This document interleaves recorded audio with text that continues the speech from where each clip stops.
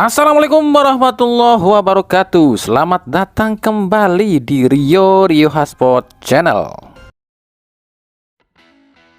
PSM Makassar dikabarkan tertarik mendatangkan winger Persib asal Tanjung Verde, Mailson 5. Kebetulan di PSM ada rekan satu negara Mail, yakni Yuran Fernandes.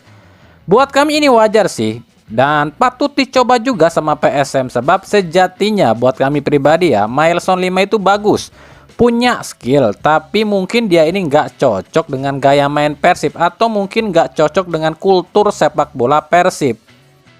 Jadi ya siapa tahu kalau si Mailson 5 ke PSM maka dia akan lebih berkembang. Nah, maka sebaliknya nih, Persib pun kabarnya membidik satu pemain dari PSM, dan dia adalah Dava Salman yang emang dari awal musim ini ya udah santer diisukan akan ke Persib Bandung. Tapi kami pastikan ini semua baru sebatas ketertarikan atau rumor aja lo ya. Jadi nggak usah pada baper juga alias hujat atau bilang kami hoak. Dan jadilah orang yang pintar soal transfer sepak bola, karena kami berkali-kali bilang kami nggak akan bilang kata resmi kalau memang belum ada pengumuman dari pihak klub lo ya. Jadi nikmatin aja yang namanya rumor transfer sepak bola. Karena ini masih banyak banget nih yang komentar katanya hoak lu gini. Kan kami nggak pernah bilang resmi kalau memang belum diumumin sama pihak klub. Apapun yang kami ucapkan, entah itu si Anu ke klub Anu lah, si ini ke klub inilah, selama dia belum diumumkan oleh pihak klub, kami nggak pernah bilang kata resmi lu ya. Kami selalu bilang rumor, don deal, dan negosiasi. Itu semua masih bisa berubah. Jadi yang pintar di sini siapa ya kok nyalahin kami? Seperti yang satu ini, kami tegaskan ya, Persebaya dikabarkan, catat kami bilang dikabarkan, kami nggak bilang resmi lu ya, dikabarkan. Yang namanya dikabarkan, yang namanya kabar atau berita itu kan masih sebatas rumor. Jadi jangan bilang kami hoak, kami bilang kan dikabarkan. Dikabarkan tertarik untuk mendatangkan penyerang Barito Putra Yosep Ejejari. Nah, Ejejari sendiri memang jarang terpakai ya di Barito Putra. Sejauh ini baru tampil 11 kali, cetak 2 gol dan 1 assist. Padahal sejatinya pemain ini tuh sangat berbahaya loh kalau ditempatkan di lini tengah, di lini depan ya. Tapi ya inilah yang sering kami bilang, pemain bola itu bukan cuma dilihat dari soal skill lo ya, tapi juga kenyamanan dan kecocokan. Mau sebagus apapun skill pemain itu, kalau dia nggak cocok dengan klub yang dibelanya, ya nggak akan berkembang. Nah, makanya kami bilang kita tunggu aja apakah benar Ejejari akan ke Persebaya. Dan kalaupun benar, apakah Ejejari akan segacor ketika di Persik Kediri di 2 musim yang lalu ya?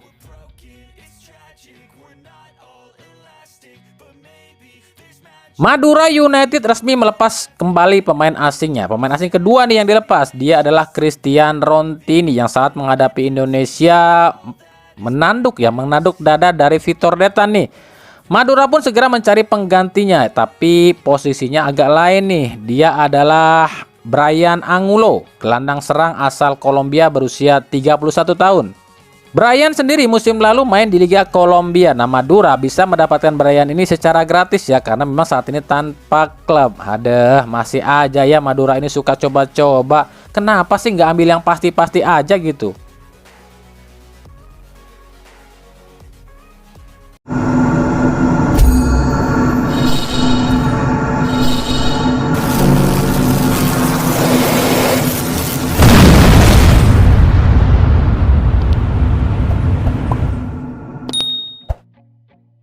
Nah, bicara soal yang pasti-pasti, ini buat tim-tim Liga 1 nih yang khususnya yang lagi nyari striker. Nah, kami akan coba tampilkan nih deretan top scorer sementara Liga 2 dulu deh. Ya siapa tahu ada klub Liga 1 yang berminat. Yang pertama ada Juninho Cabral. Ini striker PSMS Medan ya, yang udah cetak 12 gol sejauh ini. Yang kedua Ezekiel Nduasel dari Persela Lamongan, juga udah cetak 12 gol juga nih. Yang ketiga Rafael Rodriguez dari PSIM Jogja, ini juga udah cetak 12 gol ya. Yang keempat Derry Corvi, ini pernah gagal trial di PSI Semarang tapi justru jadi striker utama Persiraja Banda Aceh, udah cetak 11 gol sih. Yang kelima Paulo Henrique, ex strikernya Persebaya, sekarang di Persikota, udah cetak 10 gol. Dan yang keenam Matheus Silva di PSKC Cimahi udah cetak 9 gol. Nah itu tuh striker-striker gacor Liga 2 ya. Siapa tahu tim Liga 1 ada yang minat gitu sama top scorernya Liga 2.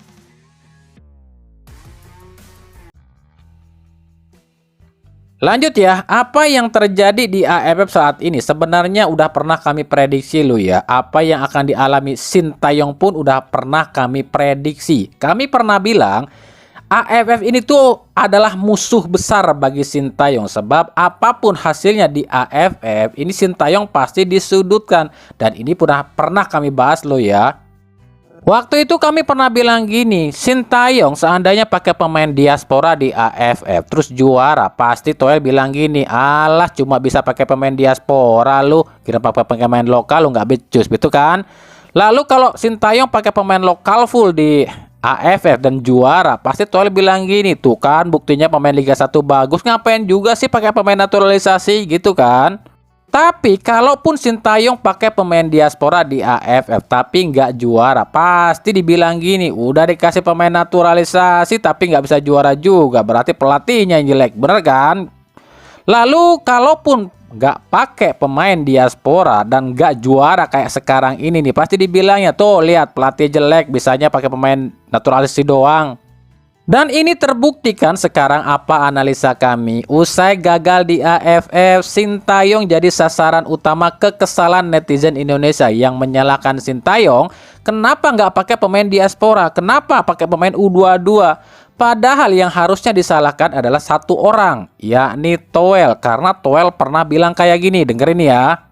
Masih saya ngomong tentang itu. Arkan Fikri yang ini anak-anak timnas U20 nih, yang menurut saya sih punya potensi bagus. Robi Darus, Arkan Fikri kenapa nggak masuk? Karena Arkan Fikri bisa main di posisi yang Rehan main, gitu loh. Pertanyaannya yang nggak boleh kita lupa, kita harus bangun sepak bola Indonesia. Sekarang pelatih tim nasional Sintayong, dia pelatih tim nasional Indonesia, bukan pelatih tim nasional naturalisasi. Sekarang apa hasilnya? Pemain-pemain yang dibilang Toel ini hebat, kenapa mereka nggak berdaya di ASEAN? ASEAN lo ini ya, passing payah, shooting payah juga, pressing payah, stamina pun payah. Terus apa dong yang dibanggakan? Sekarang nih katanya PSSI akan mengevaluasi Sintayong. Ya buat kami silahkan saja evaluasi. Tapi yang nggak perlu juga keluar-keluar di medsos atau di podcast. Evaluasi aja, tapi evaluasinya yang bijak.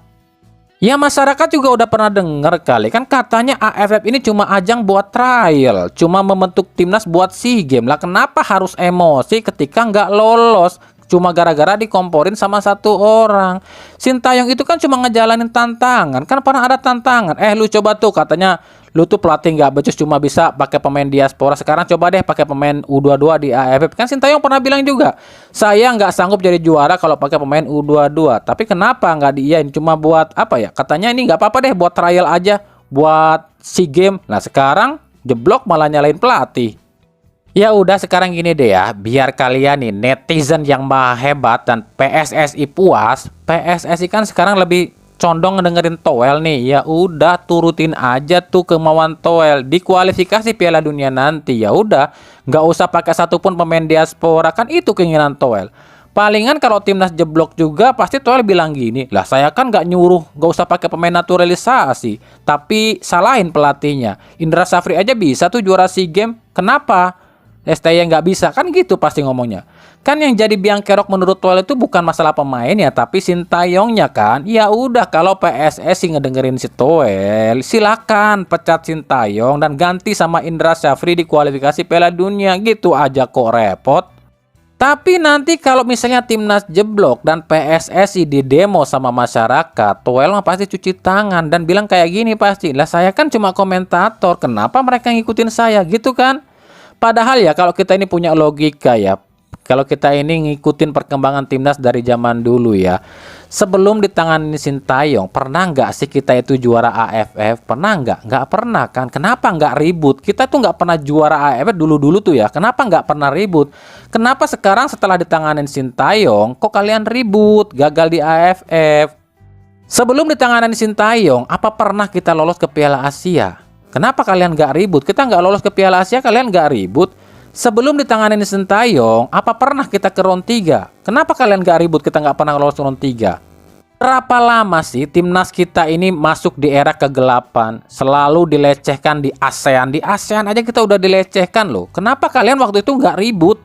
Kenapa sekarang setelah timnas ini udah mulai terang benderang, cuma gagal di AFF, kalian udah kayak apa ya? Udah kayak mau mati nyalahin pelatih utama. Kalau kami ngomong begini, dibilangnya kami buzzernya Sintayong pret segala macam. Padahal kalau kalian memang ngakunya dari zaman dulu udah ngikutin perkembangan timnas Indonesia, kalian harusnya udah tahu menterengan mana sih timnas Indonesia saat ini dengan zaman dulu. Gitu aja sih secara simpelnya. Kami itu tahu yang sekarang mereka yang sekarang ribut itu karena gengsi kan. Kalian udah ledek-ledekan dengan timnas Malaysia kan. Akhirnya dibalas oleh netizen Malaysia. Kalian emosi dan ngeluapkan ya sama Sintayong. Makanya jadi orang itu yang bijak, jangan ego yang digedein. Gengsi aja sih yang lu gedein sih. Kalau kami pribadi sih sebenarnya bodoh amat ya. Mau siapapun pelatih timnas kami nggak peduli. Yang penting timnasnya maju. Jadi kalaupun nanti Sintayong ini dipecat ya kami nggak ada masalah. Asal ketika setelah digantikan dan ternyata timnasnya jeblok nih ya. Kami minta yang menuntut Sintayong out mau nggak tanggung jawab. Jangan malah kabur dan cari-cari alasan. Itulah tipikal orang Indonesia. Ngotot minta gini-gini gitu. Giliran salah jeblok kabur. Inilah wong salah orang gelem ngaku salah.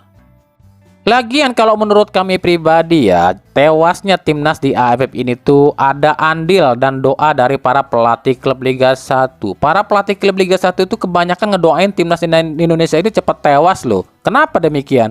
Karena mereka bisa cepat ambil lagi pemain yang diambil sama timnas. Salah satu contoh terjadi di pelatihnya Persija. Usai timnas kalah, langsung bilang kayak gini nih. Baca sendiri ya ucapan dari Carlos Peña.